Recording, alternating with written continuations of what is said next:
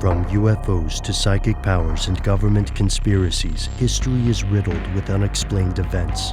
You can turn back now, or learn the stuff they don't want you to know. Here's how the story and the legend began. In 1947, a mysterious object crashed in the ground at Foster Ranch outside of Roswell, New Mexico. And since that time, people have been arguing about what exactly happened. We're continuing our exploration of the Roswell events in 2 new episodes this upcoming week. But before we do that, we want to catch you up on the Roswell information we've already covered in our first 2 episodes, which we're airing back to back right now. We hope you enjoy.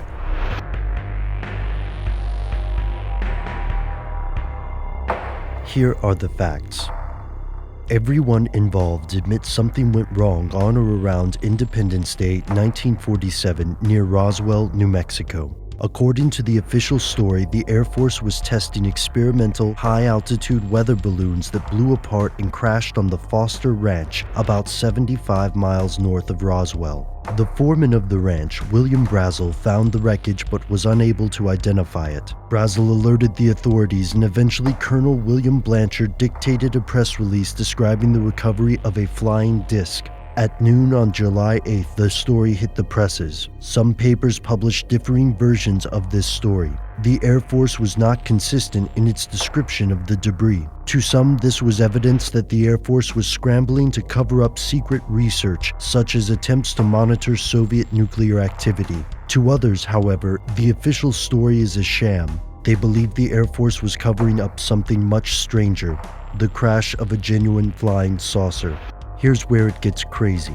The unofficial account of the crash has some noticeable differences, such as the alleged discovery of 4 humanoid corpses at a second crash site west of Socorro, New Mexico. This second crash site was reportedly found by a civil engineer named Grady Barnett. These corpses were apparently smaller than the average adult human and differed from typical human physiology in some subtle yet noticeable ways. Barnett claims he also met with a nearby group of archaeology students who saw the crash, and that shortly after his discovery, the military arrived and cordoned off the area. Additionally, some believe the cover-up began almost immediately. A new press release issued described the debris as that of a U.S. Army weather balloon, along with decoy wreckage as proof. Meanwhile, the real wreckage was allegedly shuffled off to Wright Field in Dayton, Ohio. Over the decades, UFO researchers have exhaustively investigated the incident to the best of their abilities, and skeptics have also worked to dismiss some of the more outrageous claims. Yet numerous people claiming to have experience with the incident have come forward, from the ranch foreman who discovered the wreckage to Glenn Dennis, a funeral home worker called to the military base to supply child-sized, medically sealed coffins. Today, the story remains controversial, and the government has done little to ease the suspicions of the public. Whether it was top-secret U.S. technology or something else, one thing's for sure. To this day, it seems there's something they don't want you to know about Roswell, New Mexico. Stay tuned for part 2 of our series.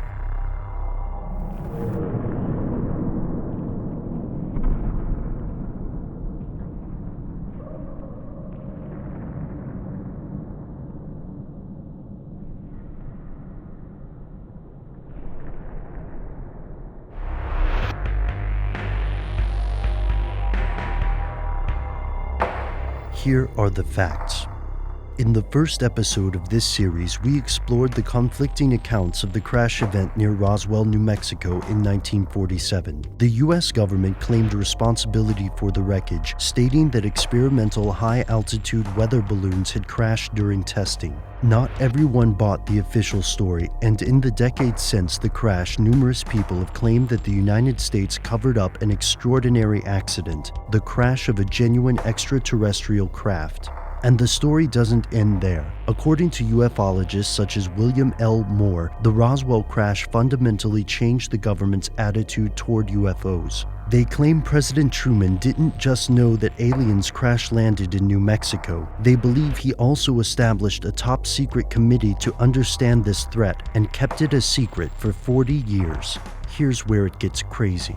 In 1987, William Moore and 2 colleagues released documents regarding a group called Majestic 12.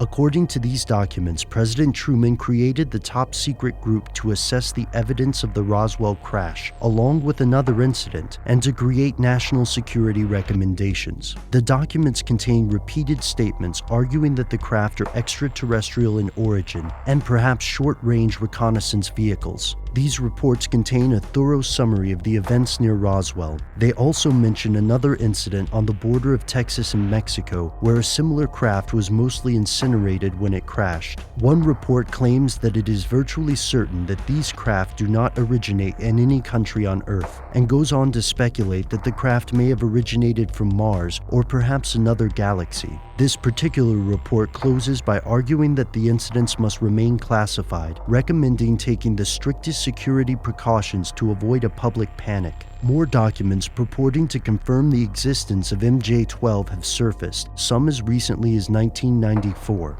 If these papers are genuine, then they would be the so-called smoking gun of the search for UFOs. However, not everyone is convinced that these reports are legitimate. Skeptics believe that all or most of these documents are definite hoaxes and point to William Moore's work on other disinformation campaigns as proof of his deceit, as well as citing various errors of format and tone in the text. Does Majestic 12 actually exist, or is it all some elaborate hoax? And if the Majestic 12 story is a disinformation campaign, then who is in charge, and what is it that they don't want you to know?